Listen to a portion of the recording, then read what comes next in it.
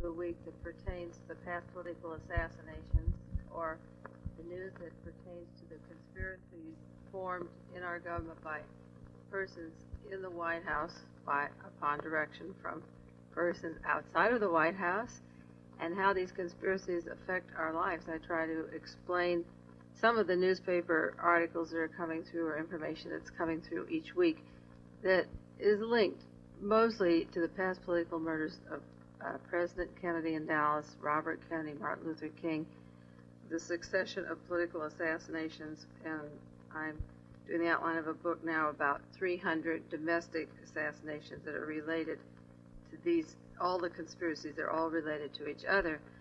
In the process of the conspiracies, a lot of people wonder how come a person hasn't spoken up yet or told the truth about what happened. If it was so complicated, certainly people will begin to reveal some of the secrets. Well, there's a lot of methods of keeping people silent, murdering them, threatening them. There are various means of keeping silence, but most of the people that participate in these conspiracies have a religious, political dedication that they're doing this out of patriotism, and that to not kill particular people would be to give the world away to the communists. So they've rationalized what they're doing, and they're not going to tell on each other. But in the news this last week, there was a group of people who began to talk about the Watergate and give conflicting stories to what came out at the trial. The Watergate was the arrest of 7 men. The trial was just over. They were caught at the Watergate Hotel in the Democratic headquarters June 17th this last year. Only 7 men were charged at the trial. There are many, many more people involved. It was a complete whitewash, and now it's been turned over to a congressional committee, and I'll talk about that future whitewash. But there are people now, this last week, who began to talk and challenge the testimony of the men that were at the trial and their motives for going in. And this is terribly important to my research, because doing 9 years of research on political assassinations, I maintain that there was a coup d'etat in Dallas, that the government was overthrown, and that this extremely right-wing group has been working ever since Dallas, gathering control and tidying up the control of the government to an eventual police state. And this last week, former persons from the FBI, Mr. Odie Fish from the National Committee, the Republican National Committee, spoke up, police chief in San Diego, the police chief in Miami Beach, and we have conflicting stories now about this particular espionage squad that was arrested at the Watergate Hotel. Now, almost every week since October 71, I've mentioned the name of Louis Tackwood, and the references that these people make go back to the original Tackwood allegations, and this is why it's so important to point them out now. Tackwood worked for 9 years for the LA Police Department as an agent provocateur. And he said that an espionage squad from back east, from Washington, involving the Justice Department, the White House, with branches in every state, was formed and began operating in September of 1971 for the coming elections. And the purpose was to hire provocateurs and cause riots at the convention, which at the time that he served as the convention was still going to be in San Diego. And there would be massive killings and violence, which would bring on martial law. And then Tackwood said that the plans were to kill Richard Nixon, too, and make Spiro Agnew the president.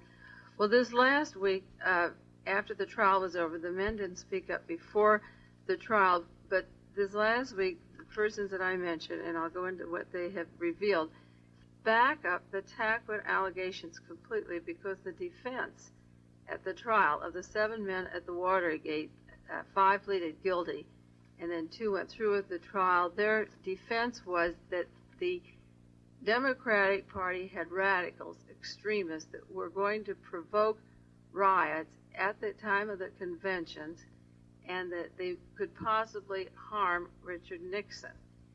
My contention was all the time that these men could be planting evidence at the Watergate Hotel at the Democratic headquarters, go ahead with their plans to hire provocateurs, and if anything happened to Nixon, it would look like friends of McGovern's or the Democrats did the actual killing of Richard Nixon. So their defense was we had to fund this $250,000 for spy money to find out if Richard Nixon was going to be killed and how far the demonstrations would go.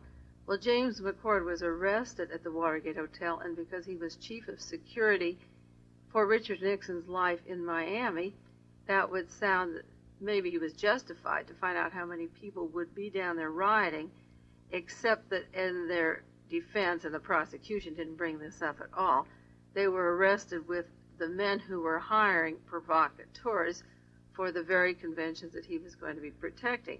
But this week, there was a challenge to this particular defense that the Watergate men used, and this is the peekaboo of the Civil War that I describe on many of the radio shows. If you've ever listened before, I said that there is the conservative Republican Party, and then there is the extreme right-wing fanatical group. You could take, it would be similar to the king and queen of Greece and the generals and the ruling class. And then there was the military junta that took them all out, that wanted a total police state and no elections, no conservative or middle-of-the-road government at all, but the arch-conservatives were kicked out at the same time. The Republican National Committee has been the representative of the Republican Party across the board for the 50 states.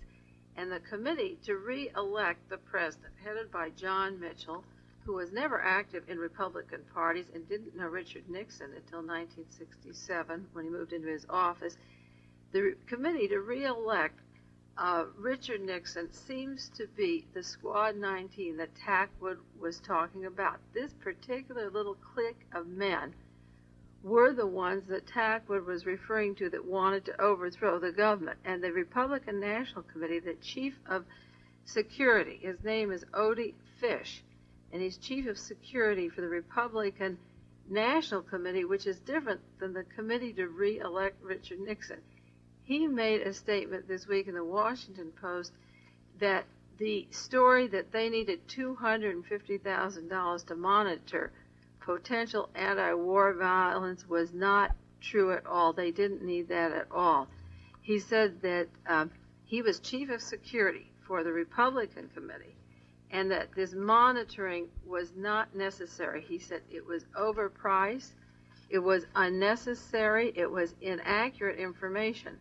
Now, we know that at the time of the trial, they said that $250,000 was used maybe for the Watergate affair, the bugging equipment and paying the men and their hotel reservations and the dinner and renting the car and the listening post of the Howard Johnson. But there also was the question of 10 to 20 million secret funds that were never revealed because they were collected before April the 7th.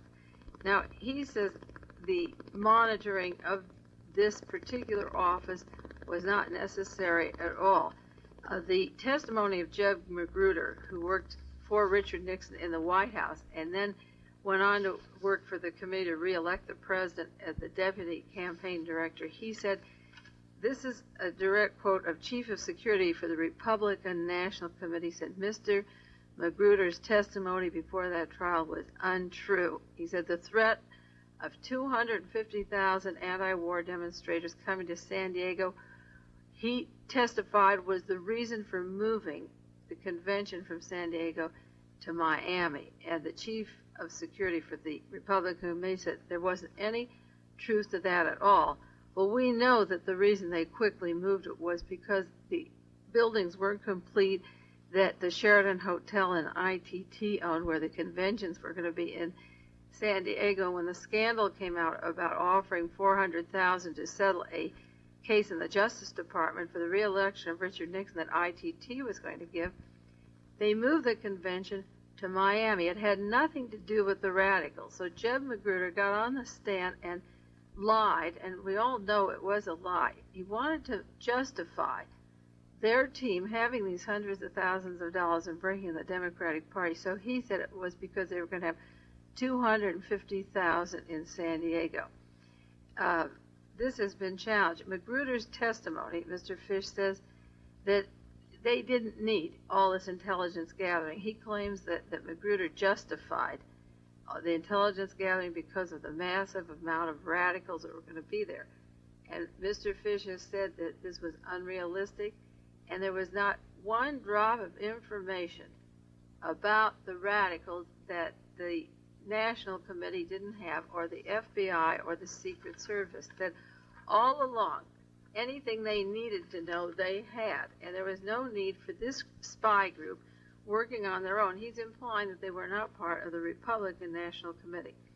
They went on to say that the FBI and the Secret Service, members of the FBI and Secret Service, never recommended a site change for the security problems. There was no security problem for the conventions at all.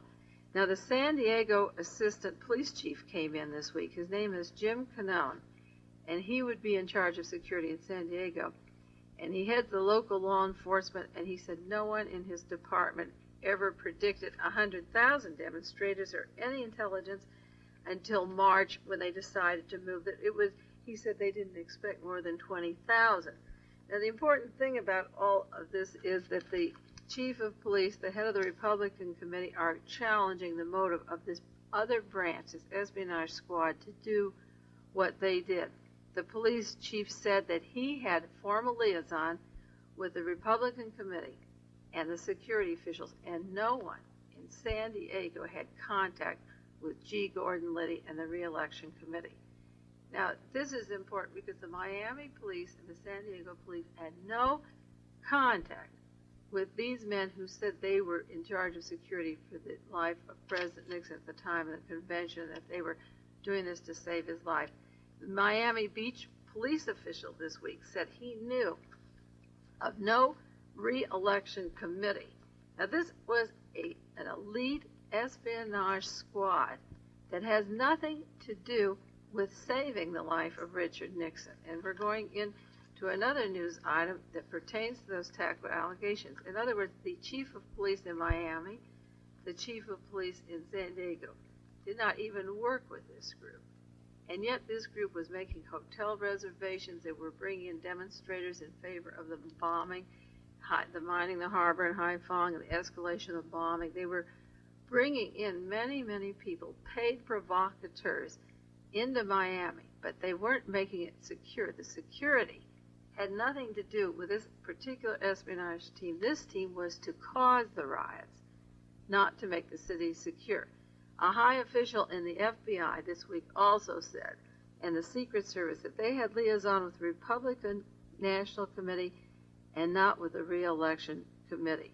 So this re-election committee to re-elect the president, which consisted of 19 major persons, and Louis Tackwood referred to a Squad 19, which I thought was 19 people in the Los Angeles Police Department, but added up to 19 persons from the White House that worked with the White House of the committee to re-elect Richard Nixon, was a small clique of people representing the interests of Mr. Rockefeller, John Connally, the Pappas Foundation that overthrew Greece, the CIA Foundation, and the Ashbrook Agnew people. It was the committee to re-elect the president was a far right-wing paramilitary group that did not meet with the security people from the Republican Party. Another article said the re-election committee intelligence apparatus, if they had one, didn't need to duplicate, because the FBI and the Secret Service could do all they needed to do. They didn't need to duplicate the work.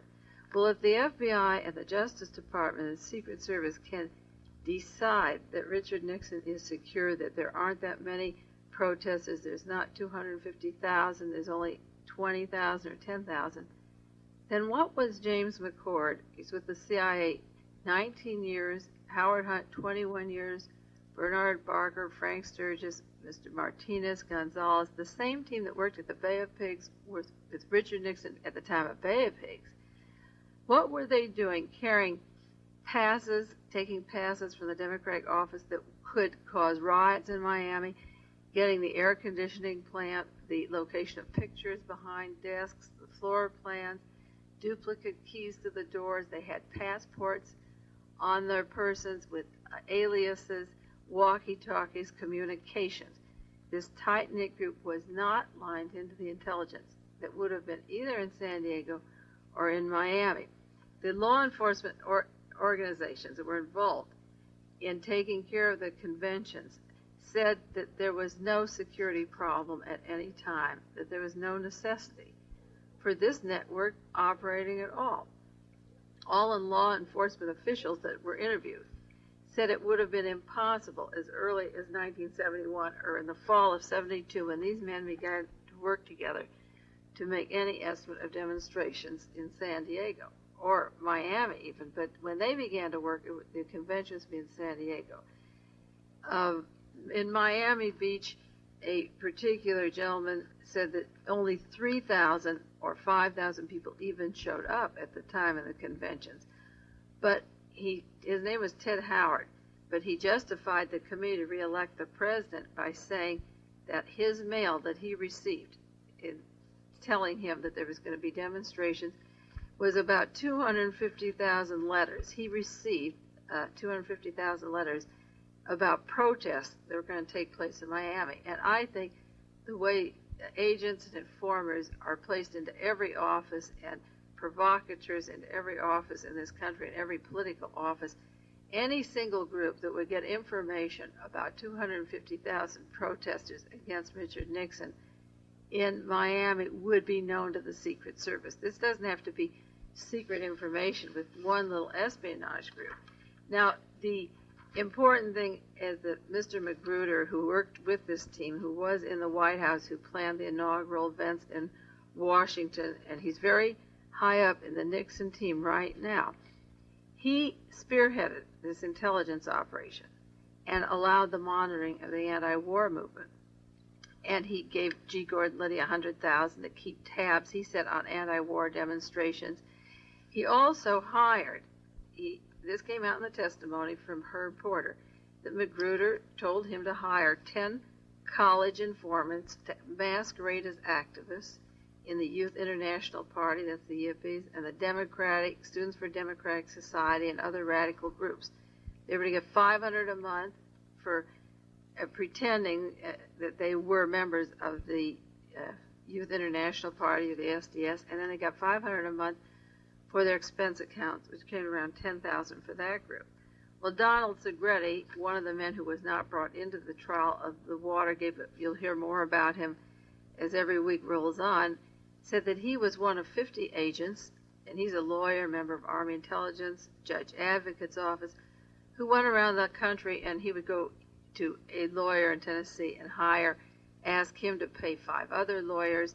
Segretti was working with Richard Nixon's attorney and Dwight Chapin, the appointment secretary in the White House. But Herb Porter was giving the college students money to act as demonstrators and masquerade as activists. This whole White House team will come out to be, as time goes on, a separate splinter of the entire Republican Party. It is an espionage group that is separated totally from the Republican Party, and I feel they're working very hard for the day when they'll have Ronald Reagan and Rockefeller and Connally and Agnew as the last.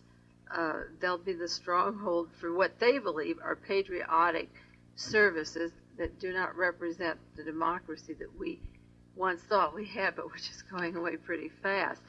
A lot of this information about the San Diego chief was from the Washington Post this last week, and Mr. Fish from the National Committee, Republican National Committee, objecting to all the testimony at the trial that none of it was true, that these men didn't work with security. Miami officials didn't know them. The San Diego officials didn't know them. They're known by what they had in their car, the weapons they had on their person, Mr. Liddy carrying a gun, Howard Hunt's gun, the walkie-talkies, the rented car, the Chrysler full of weapons. They were involved into demonstrations and violence of some kind, and they're splintered from the party. Now, was Richard Nixon's life involved in Miami? Was he going to be killed? There's a lot of evidence that the plan was to kill Richard Nixon between the nomination and the election. And the next article that I'm doing for The Realist is going to be on all the evidence, the Tagwood allegations, and the evidence that the plans were to kill Richard Nixon in that time period. That doesn't mean that he wouldn't be killed tomorrow or the next day, but the plans at that time, all the evidence that I have, my research and collecting this information, this massive information coming in, backs up the Tagwood allegations. Now, the San Francisco Chronicle this week on the 14th, February the 14th, has an article about a fight in the White House Secret Service, and that goes to the protection of Richard Nixon. And in gist, this is what the article said, that Richard Nixon was supposed to go up to Rhode Island and be seen in the crowds, and Mr. Haldeman, the White House Chief of Staff, had arranged that when the plane landed, that the ropes would drop, holding the crowd back, and the people would all pour out around the president. They'd rush across, the ropes would be cut, and they'd rush across. Well, I don't have to be the Chief of Secret Service for the White House to tell you that would be very dangerous, because having done a little research on the past political assassinations and the placement of Bremer in the crowd at the time of the Wallace shooting and having him up in Canada where Nixon was speaking was to plant the seed or tell you very plainly, in case you didn't get the idea, and it was printed over and over again, that Nixon could be next. And because Bremer was financed at the Waldorf Astoria by a team of people that have not been disclosed, he had a lot of money for plane trips and rent and car and hotels, travel expenses, and we don't know how much he'll get when he gets out, if he gets out of jail, but he had no trial. Bremer was seen in the company of Richard Nixon, and I have a book on assassinations that just came out this summer, Who Will Be Next? And there's a picture of Richard Nixon and John Kennedy and Martin Luther King and Malcolm X. And everyone accepts the fact that Nixon could be assassinated. Now, it's been told us over and over again that these lone, deranged people, these senseless killers, are lurking out there. Well, the chief of security for the White House, Robert Taylor, he protected Nixon for 4 years, and they were making a trip up to Rhode Island. And Haldeman says, when we get to the airport, you're to relax security, drop the rope, and let everybody run to the president. Now, this was just before the elections. It was after the inauguration, and it was just before the elections, a week or so before. And Robert Taylor in the White House said, I will arrest you. And he threatened to arrest Haldeman, Nixon's White House aide, the chief of staff. The chief of the security in the White House said, I will arrest you if you go against my plans. That I will not do that. I will not drop the rope up in that city or anywhere else. And if you make me do it, I will arrest you. Well, Haldeman did not go through with this thread of, they had a lot of altercation, and Taylor would not give in and let the crowds rush towards Richard Nixon. Well, this week, Robert Taylor was fired.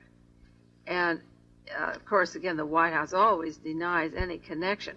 But leaving with him is Mr. Duncan, too, the second in command of White House security, because he strongly supported the opinion of Mr. Taylor. The two men in charge of security at the White House have been, one was asked to resign and one was fired.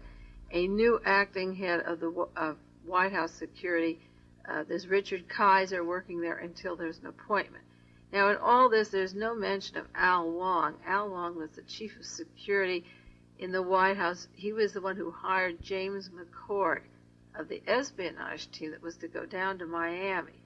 McCord was in charge of Richard Nixon in Miami, and he was chief of security for the committee to re-elect Richard Nixon. Caught, arrested with the provocateurs and with the men who bring in the provocateurs, his whole group of CIA from the Bay of Pig days. Mr. Wong is not mentioned in this Secret Service shuffle, whether he stays on at the White House, where he quietly slips away. He was called by the grand jury for testimony on how he hired James McCord. See, there's a clique there of James McCord and Charles Colson and Howard Hunt, very far right-wing group, and Wong was one of them.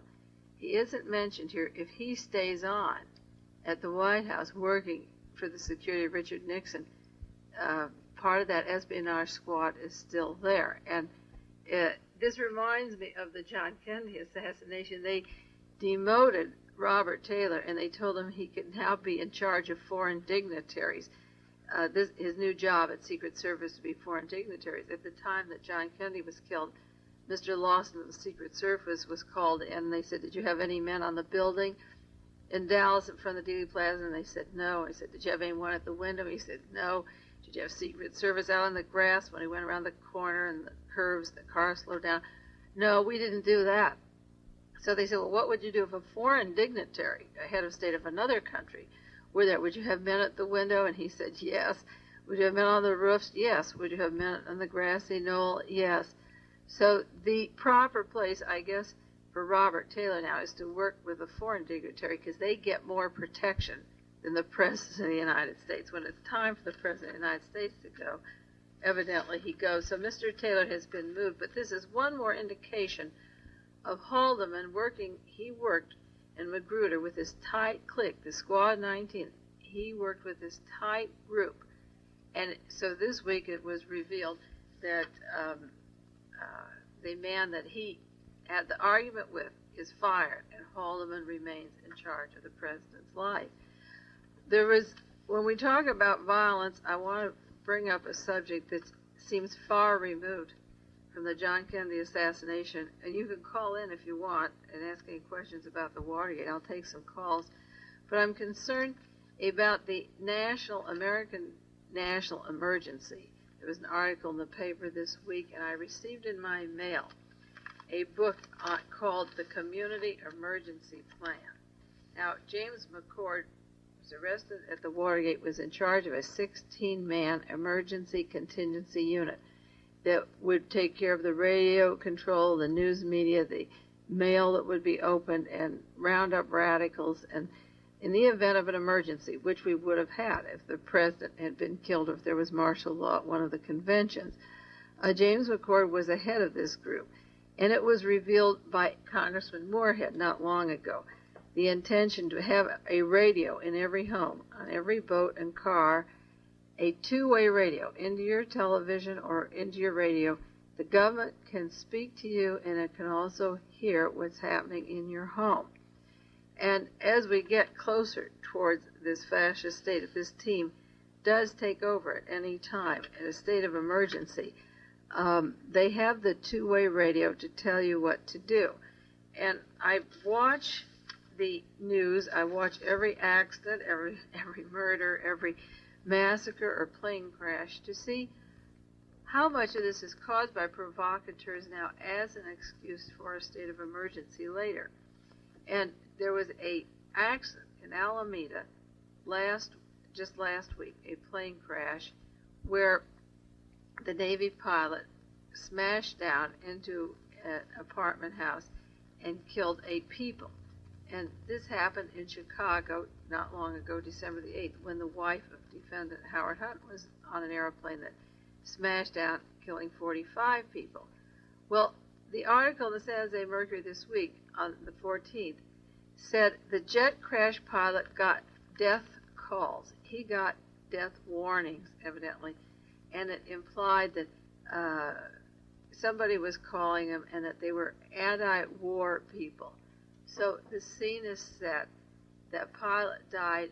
Those young people, the hippies, the anti-war people could have done it to him. And you see, this is the same propaganda you get by provocateurs who don't have the evidence but plant a seed, just like at the time of the fires down at Big Sur. Somebody said there were hippies down there. They didn't say who caused the fire. There could have been straight people, but the implication is those people. So they said the plane crash this week, it said the jet crash pilot, he had gotten death calls, nuisance calls, anti-war people. The next article that followed said, was the pilot dead when the plane hit? Then it was the suggestion that the pilot was dead or unconscious when that plane went down. Well, it turned out in Chicago that pilot, they had no radio communication for 20 minutes before the plane crashed into that roof, and the pilot had cyanide inside his blood system. And the question was this pilot tampered with, like the pilot in Chicago? Then Another article followed the next day, and it said he dreamed of a disaster.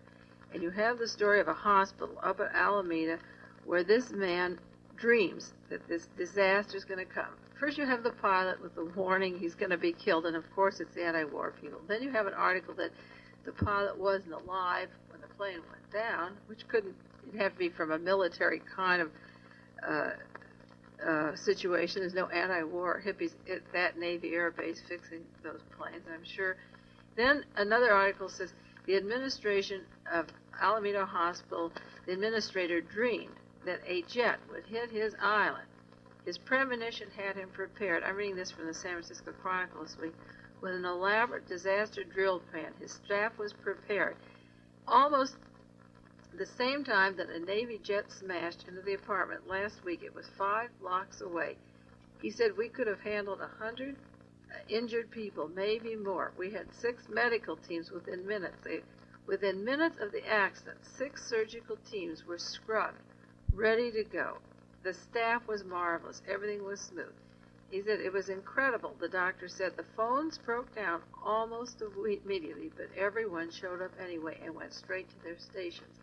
Well, when I read these articles, I get visions of the communications breaking down when Greece was overthrown, when martial law was taken into effect there. And in case people have not heard the show before or think I'm super paranoid, I think of Roy Ashe and Litton Industries that was the conduit of funds to overthrow Greece, one of them. And he's sitting right up there with the Office of Budget Management, right in the White House, Richard Nixon. Why isn't martial law possible? And are we being tested upon? And will the scapegoat, like in Nazi Germany with the Reichstag fire, always be the hippie, the student, the nonviolent, the anti-war? And I think of the teams that are in work in the White House, like the people that helped overthrow Greece or put martial law into the Philippines or South Korea. And then I think of that airplane crash and the similarities to the Chicago crash, and then the wonderful emergency team without communications that had everything scrubbed and ready 5 blocks away. 100 injured came in, and they, within minutes, all ready to go. And it reminds me of a piece of literature that I received in my mail this week, and you'll get one too. And it's put out by the state of California Office of Emergency Services, which is not much different than that Office of Emergency Planning in Washington, D.C., and the state of California was mentioned by James McCord as being part, well, I'm sure all 50 states are part of this planned police state. I got a book this week. As I say, you'll get one. It's called This Is Your Community Emergency Plan. Fire, flood, air pollution, and nuclear attack. Now, save this plan. It says it may save your life. I read the little newspaper. I have it here, and it's got 10 pages. It's got 10 pages. And it mentions, I read it, and what is the gist of it? It talks about earthquakes, and it mentions them 6 times. Natural disasters, turn on your local radio station. The emergency broadcast will take care of you. It talks about earthquakes 6 times. You turn the page, and there's a section on floods and fires. That's another page. Air pollution, they mention 5 times. And in the case of extreme emergency, the police or the highway patrol, but the police are authorized, close schools, close libraries, prohibit motor vehicles, close amusement and recreational services and facilities. But when you read what Richard Nixon is doing to the ecology and air pollution, you know that there cannot be a real emergency in this, because he's just turned down millions of dollars for controlling air pollution and controlling the sewerage.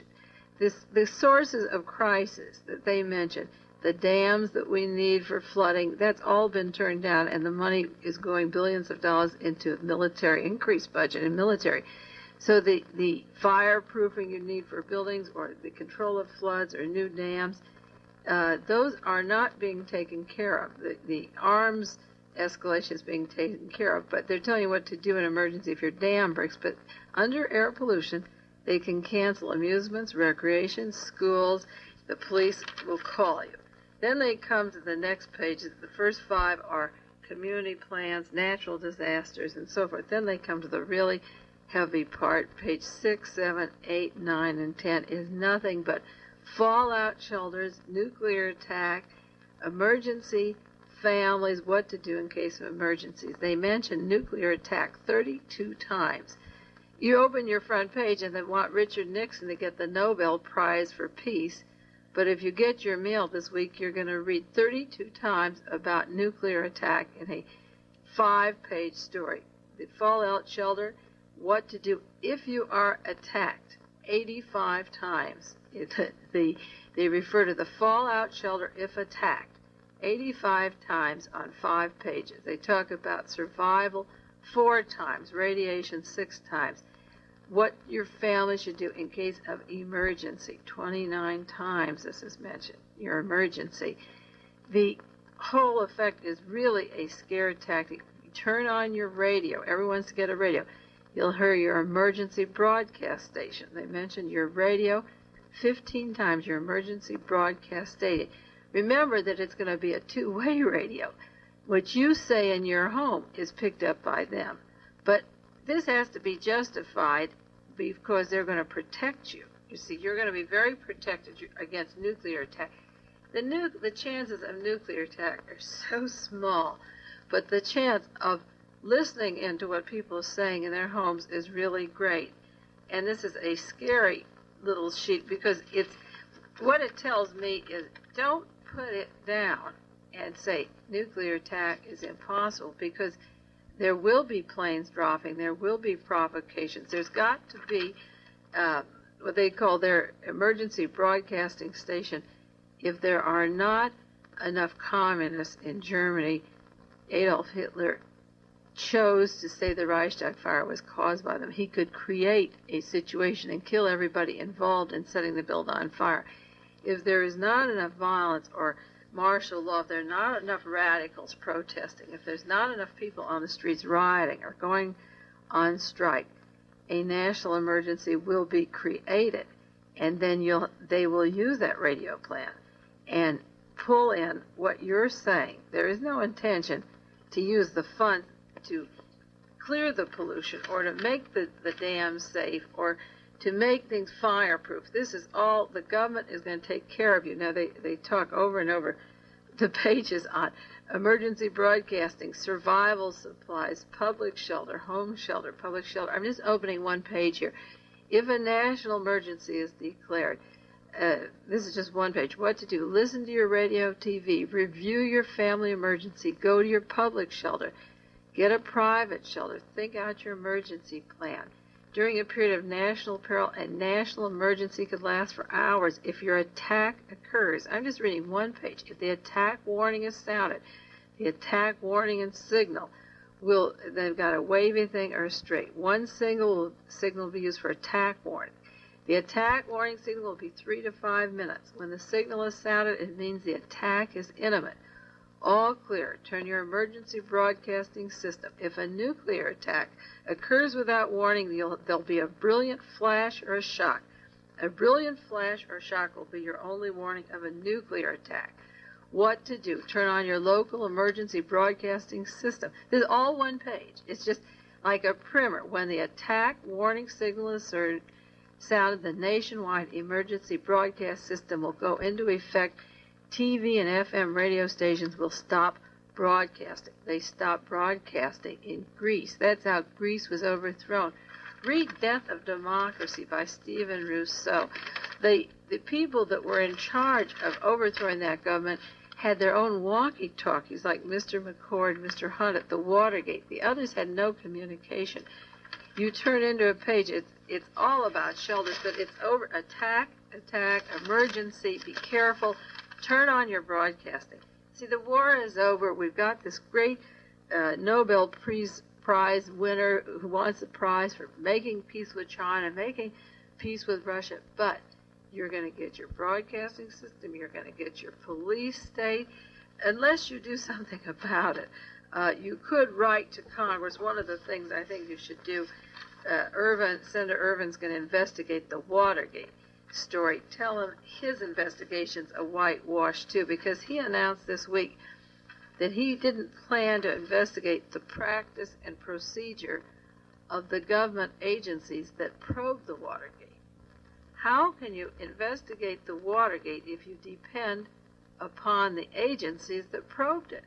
If Robert Mardian or John Mitchell or Patrick Gray III have been working with the espionage teams, the espionage funds, were with the men out in California after the original arrest, knew that the evidence was being destroyed in the offices that they had. If it was all their team working with Richard Nixon, how in the world can they investigate it? So if the Congressional Committee doesn't investigate the government agencies that probed it, that turned in a trial and didn't have a prosecution case even going that the judge said was disgusting, tell Irvin that you don't want that and you want something better, and just keep going. I'll take one call here on this line. I think this line's open now. Yeah. May I just want to make a comment too. You were talking about possibility of civil things. We live near the airport in Salinas, and I have noticed that a very large Air Force plane flies over numerous times, makes mock landings, doesn't actually land. And then at night at this airport, there's a military helicopter that comes in and makes landings on the civilian airport over here in Salinas. And I'm just wondering their motives and why they do this.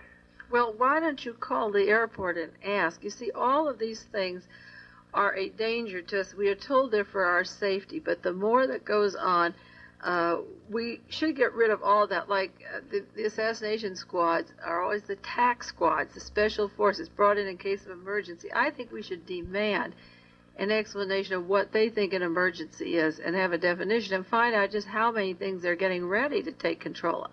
Yeah, I mean, that's what it's, they have, why don't they land over at the Fort Ord over here? Why are they using this small airfield over here, and it's a civilian airfield anyway? Well, why don't you call and ask and let them know that you resent it, that you're not stupid, and that there's military at the base, and we know they're there, but they're in every civilian airport, too. They've taken over our airports. Yeah. Okay, just wanted to make that comment. Okay, fine. Bye-bye. I'm going to... Yeah, I think that as you become aware of the infringement of your rights at every airport and everywhere you go, the degree of searching and seizure and going through suitcases and clothing is not the major problem in hijacking, but now they have access to who's traveling and where they're going, and that is a big problem, the infringement of our rights and this kind of emergency. You see, when Tackwood said they were going to create martial law and have a police state, and when the men were arrested at the Watergate, who he mentioned the same names that he had, the code names of Mr. Martin was James McCord, and when they're continuing these emergency plans and putting out this brochure, I think people who receive this brochure in the mail should look at it and write to Sacramento and say, we resent it. We can handle our earthquakes. I've lived in California all of my life. I'm a fifth generation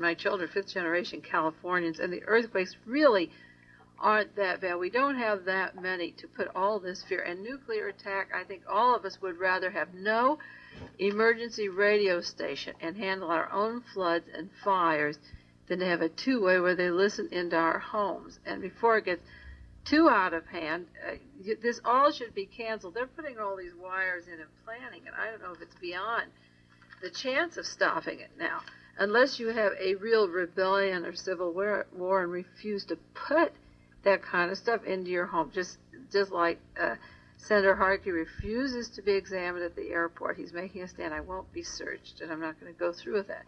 You have to make up your mind what kind of a world you want to have, and then you have to question them. And when you get this emergency thing, just say, the war is over now, and you're giving me 5 pages of excuse for putting in a radio control system that you've planned for 2 years on the basis that you're saving me from nuclear attack. I think it's ridiculous.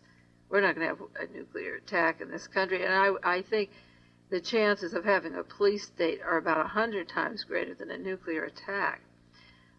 next week, I didn't have time. Time's running out, and I only have 2 minutes.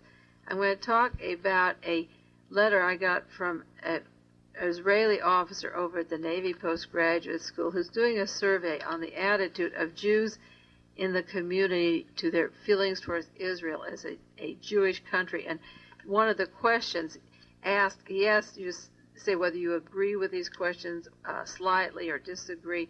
And one of the questions was, having my own personal problems and goals, I prefer to deal with them rather than make up my mind about such remote issues as Israel. You see, again, the Green Berets, the Friends of the Middle East, the squads are getting ready to come down with some heavy guerrilla work in the Middle East. I've heard reports of it. So they want the attitude of the Jewish people to think, well, Vietnam's too far for me, Israel's too far for me, I have my own problems, and I can't make up my mind about those issues. Then they can feel justified, well, if the Jews at home don't care, we can go ahead. They send out a questionnaire, which I feel is a very suspicious kind of a questionnaire, and I'm going to read the questions next week because I think the decision is made of what to do with Israel when they sent Richard Helms over to Iran and with John Conley traveling in our Middle East. The decision has been made what to do with Israel, but they want the minds of the Jews to rationalize so as the cover story comes down, they can justify the news to fit the minds of particular people. We'll do more about that next week because that is part of Dialogue Conspiracy. It all ties together. So until next week, if you have any questions, write the station and I'll try to answer them on the program. If there's anything you want to know about any one particular assassination or conspiracy, and I'll try to answer it. Okay, thank you very much, Mae. Mae will be back again with us next Thursday at 5:15. You're listening to KLRB FM in Carmel. If the kids are watching the Brady Bunch and you are missing Mission Impossible because you don't have an extra TV, then here's a solution. When you